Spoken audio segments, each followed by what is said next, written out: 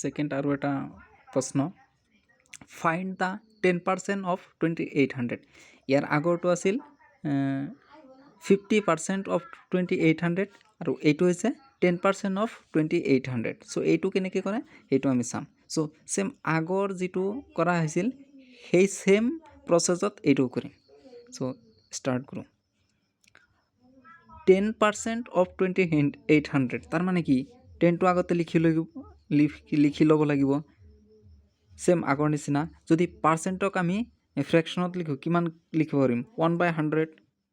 তাৰ মানে কি অফ যিটো আছে যিমান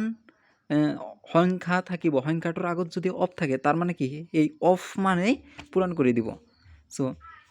অফ 2800 তাৰ মানে 2800 এইটোক যদি আমি আকৌ কেলকুলেশ্যন কৰোঁ চেম আগৰ নিচিনা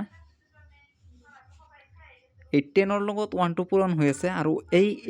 গোটেই ওপৰৰ গোটেইকেইটাৰ লগত পূৰণ হৈ আছে তাৰ মানে কি 10/100 লিখিব পাৰোঁ 10/100 কিমান আছে 2800 লিখিলোঁ 2800 এতিয়া কি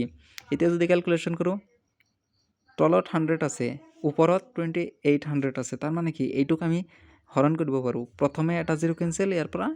এটা জিৰ' কেঞ্চেল যদি ইয়াত এটা জিৰ' কেঞ্চেল কৰোঁ ইয়াতে এটা জিৰ' কেঞ্চেল কৰিব লাগে তাৰ মানে কি 10/1 1 ডিভাইডেড আছে তাৰ মানে কি 1 to 10ৰ ভিতৰত 10 বাৰে যায় চ' 10 into 28 10 into 28 মানে কিমান হ'ব 28ৰ লগত যদি 10 পূৰণ কৰোঁ তাৰ মানে কিমান হয় 280 হয় চ' এই প্ৰশ্নটো হৈ গ'ল যে 10% অফ 2800 কিমান হয় যে 280 হৈছে 10% of 2800 so correct answer for this questions